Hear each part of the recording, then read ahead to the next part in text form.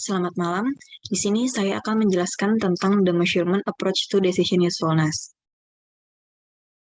Pembahasan yang pertama yang akan saya bahas yaitu konsep perspektif pengukuran.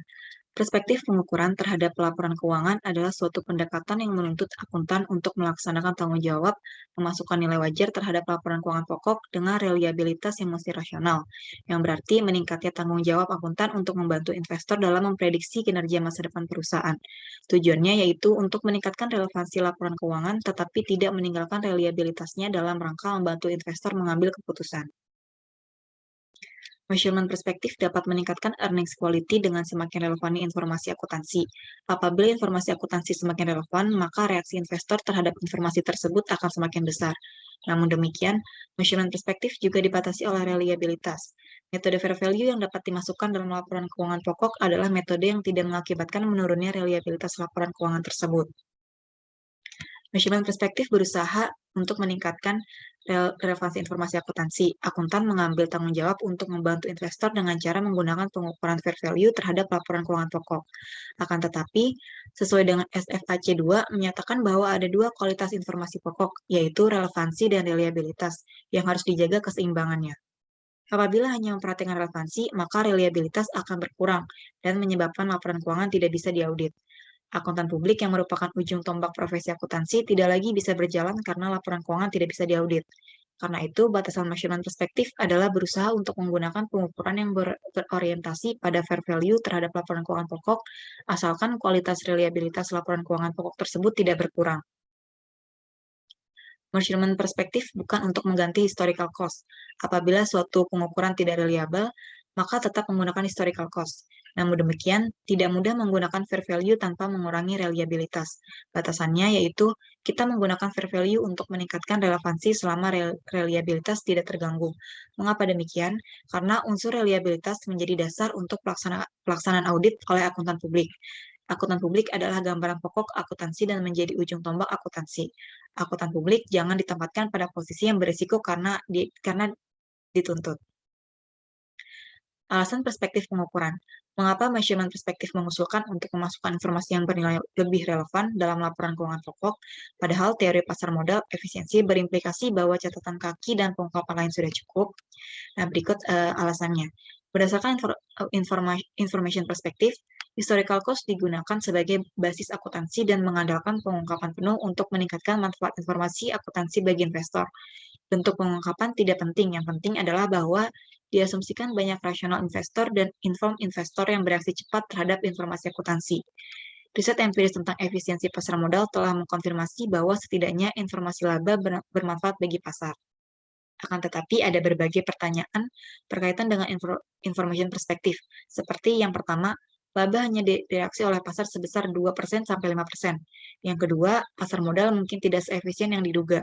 Dan yang ketiga, tuntutan tanggung jawab hukum oleh masyarakat terhadap akuntan meningkat. Ketiga alasan tersebut mendasari adanya kemungkinan bahwa measurement perspektif dapat meningkatkan relevansi informasi akuntansi tanpa mengabaikan reliabilitas informasi akuntansi tersebut. Dari sisi riset empiris, informasi laba hanya mampu menjelaskan sangat kecil tentang harga sekuritas. Lev pada tahun 1989 menemukan bahwa respon pasar terhadap berita baik atau berita buruk tentang earnings sangat kecil.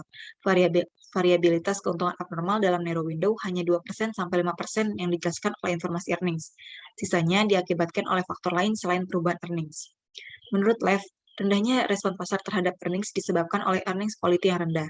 Collins, Kotari, Sanken, dan Sloan pada tahun 1994 menyatakan bahwa rendahnya reaksi pasar terhadap informasi laba disebabkan oleh keterlambatan historical cost, yaitu historical cost yang menunggu terlalu lama untuk mengakui suatu kejadian yang relevan.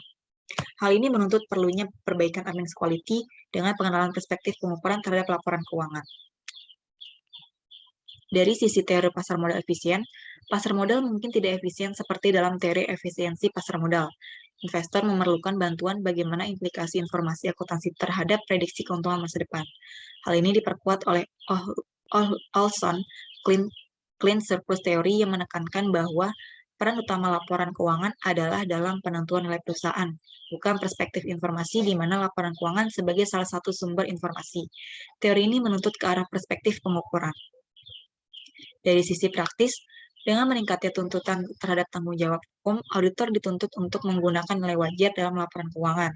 Tuntutan ini muncul karena kenyataan gagalnya perusahaan-perusahaan besar, khususnya lembaga keuangan. Contoh, Resolution Trust serta Federal Deposit Insurance menuntut Deloitte dan Touch karena memberikan clean opinion terhadap perusahaan pinjaman dan tabungan yang insolvent. Kasus terbaru adalah kasus Enron dan World.com. Salah satu cara bagi akuntan untuk memproteksi diri dari tuntutan hukum adalah dengan mengadopsi perspektif pengukuran menggunakan nilai wajar dalam laporan keuangan. Selanjutnya, teori prospek. Teori prospek adalah teori yang menjelaskan bagaimana seseorang mengambil keputusan dalam kondisi tidak pasti.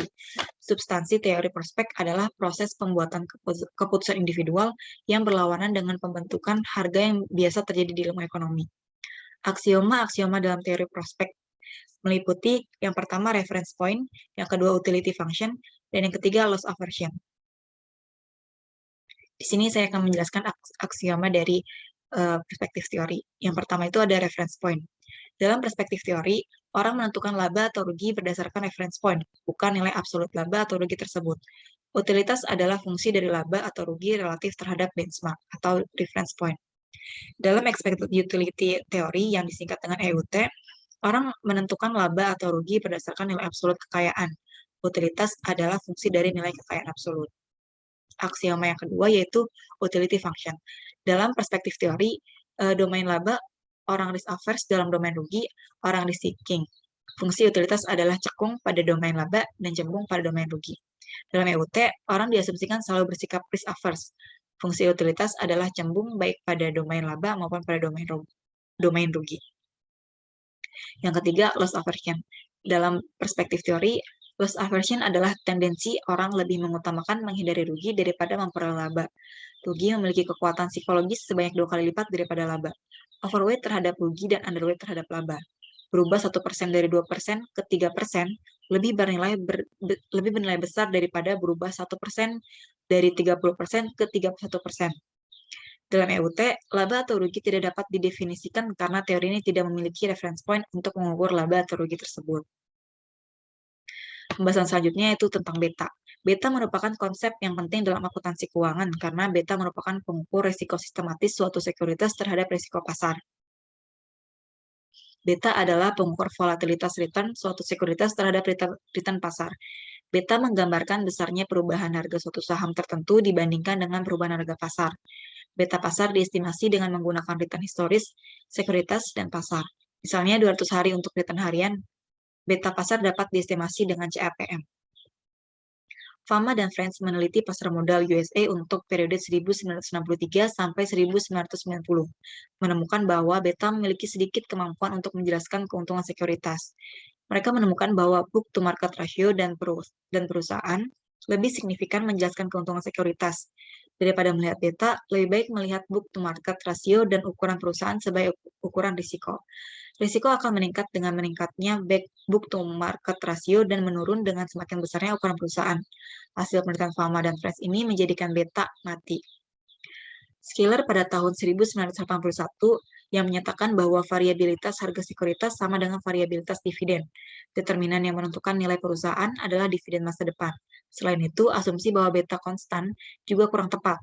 Apabila beta konstan, satu-satunya yang tidak pasti adalah RMT yang bersifat random. Beta pasar modal berkembang perlu disesuaikan karena adanya perdagangan tidak sinkron. Perdagangan tidak sinkron terjadi karena transaksi di pasar jarang terjadi. Beberapa sekuritas tidak mengalami perdagangan beberapa lama. Jika beta tidak bias, maka beta pasar atau rata-rata tertimbang semua beta adalah 1. Apabila rata-rata tertimbang beta tidak 1, maka selisihnya menggambarkan bias dalam beta. Koreksi terhadap beta yang bias dapat dilakukan dengan tiga metode, yaitu metode yang diajukan oleh Scholes dan William pada tahun 1977,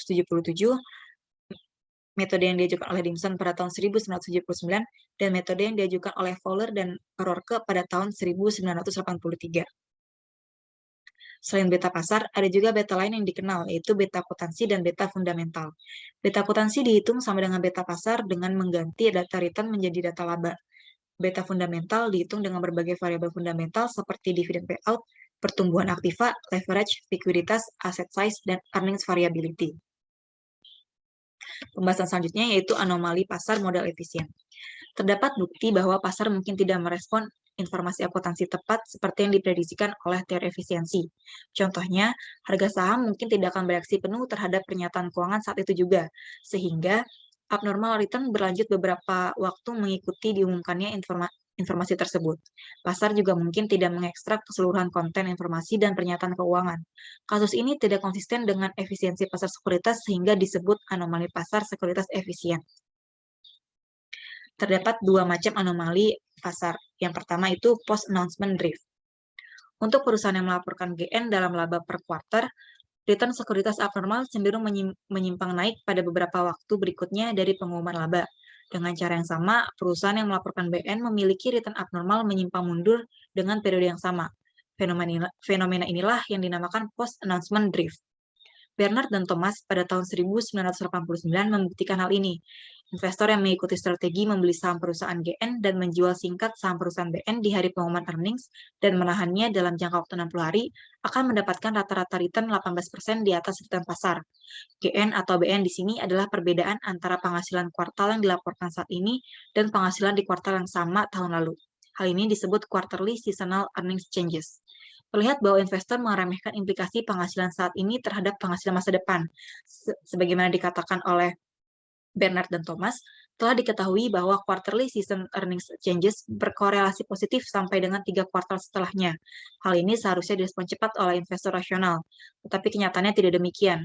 Dikarenakan adanya post-announcement drift ini atau PAD, investor membutuhkan waktu untuk mengetahui hal ini atau mungkin mereka meremehkan korelasi ini. Jenis yang kedua yaitu market response to accruals.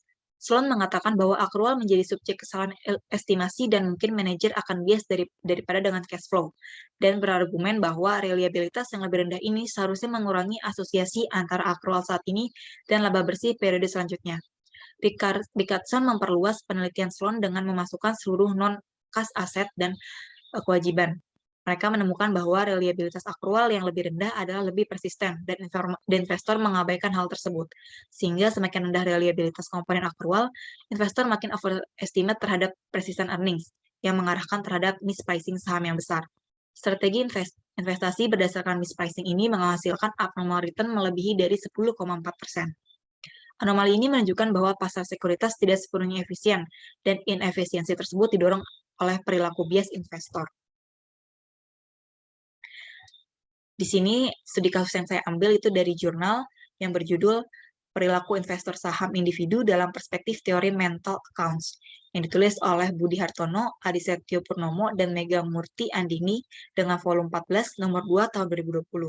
Tujuan penelitian ini adalah untuk menggali lebih jauh determinan apa saja yang mempengaruhi investor saham dalam mengambil keputusan.